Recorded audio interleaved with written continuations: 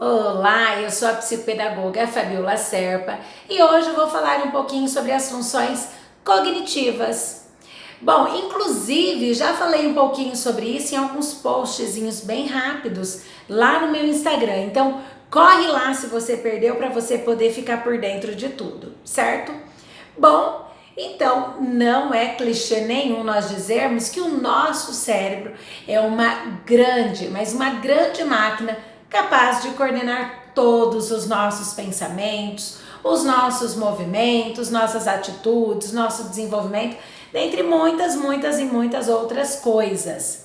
Agora, quando falamos em aprendizagem, nós temos uma vasta gama de funções que são sim desempenhadas.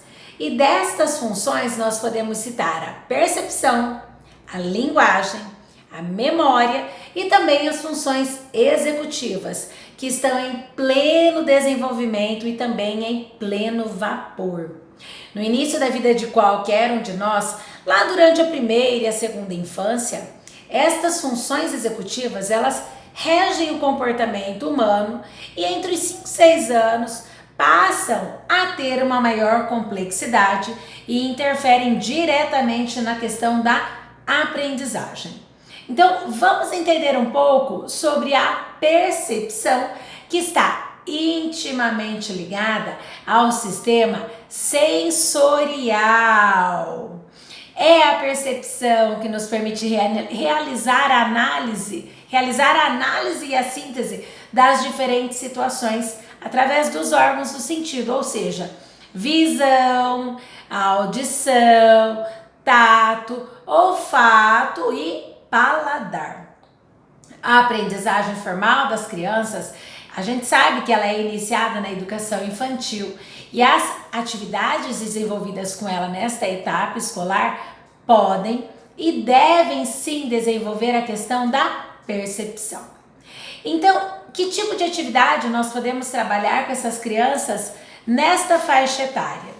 Nós podemos usar livrinhos de historinha com imagens, por mais que tenham partes escritas, atividades sensoriais, trabalhos para estimular os diferentes sons, atividades para estimular a parte gustativa, bastante pintura, quebra-cabeça, aqueles joguinhos com encaixe de formas geométricas, atividades com espelhos, desenhos em lixas, alinhavo, atividade de orientação espacial, enfim, tem uma vasta gama de atividades. E um trabalho bem feito de percepção na educação infantil contribui para a aprendizagem futura da leitura, da escrita e da matemática, que são, como sabemos, a base para outras aprendizagens. Crianças que apresentam dificuldade de aprendizagem podem ter alterações perceptivas orgânicas ou terem sido pouco estimuladas. Então, atenção, é importante fazer a estimulação, mas tem que tomar cuidado com o tipo dessa estimulação que vai ser feita com a criança.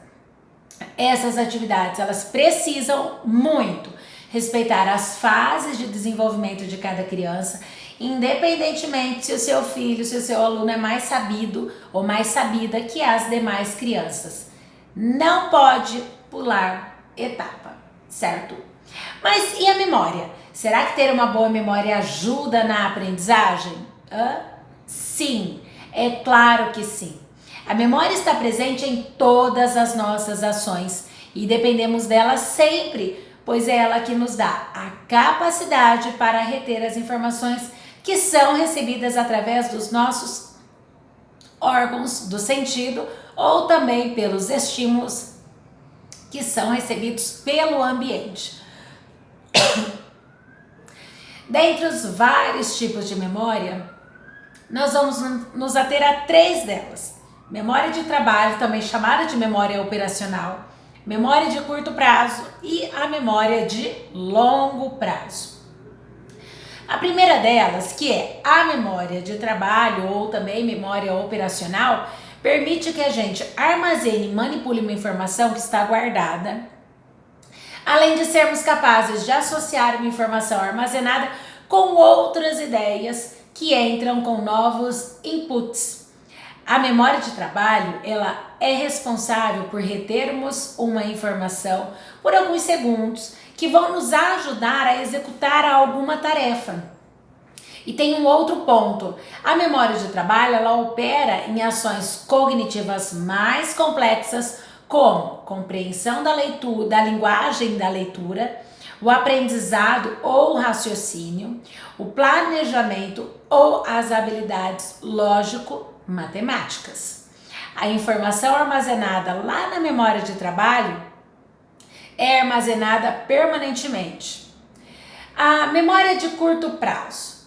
Esta memória de curto prazo é um tipo de memória com uma capacidade mais limitada, mais curtinha em retenção da informação armazenada.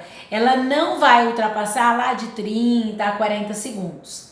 A memória de curto prazo, ela é capaz de lembrar de 6 a 7 itens e são retidos por um período bem curto, como eu acabei de dizer, de 30 a 40 segundos.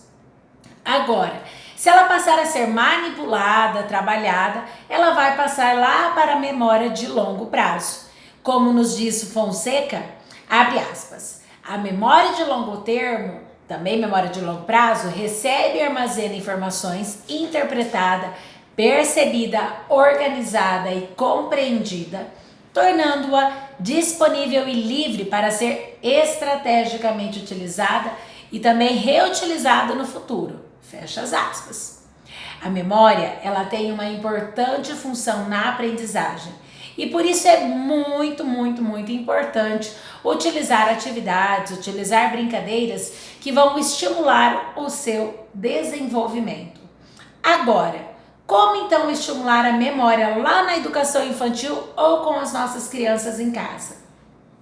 Nós podemos usar dos tradicionais jogos da memória, nós podemos brincar de descobrir qual foi o objeto que foi escondido, brincar de circuito motor, dá para brincar, por exemplo, de cabeça, braço, daí a criança vai repetindo, brincando de sequências.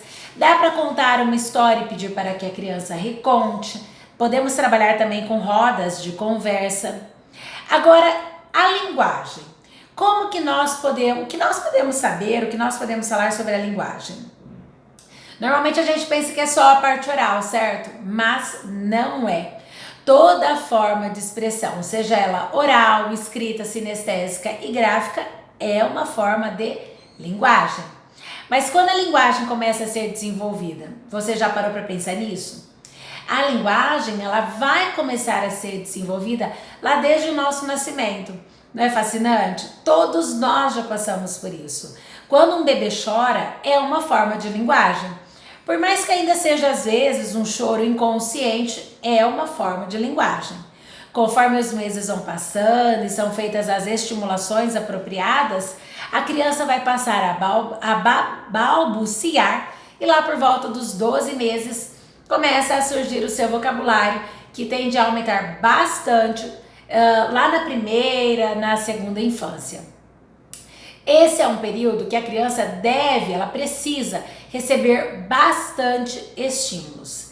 E se estamos falando mais uma vez da educação infantil, a linguagem ela é utilizada pela comunicação que nós temos entre as próprias crianças, criança com criança e também criança e professor. Aqui podem entrar atividades de música, contação de história, trava-língua, dentre várias outras atividades.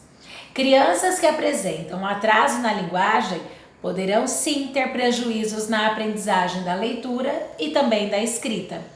Os lobos temporais, parietal, occipital e frontal são os responsáveis pela capacidade de armazenamento dos sons, pela compreensão fonológica, pelo processamento e também articulação da linguagem.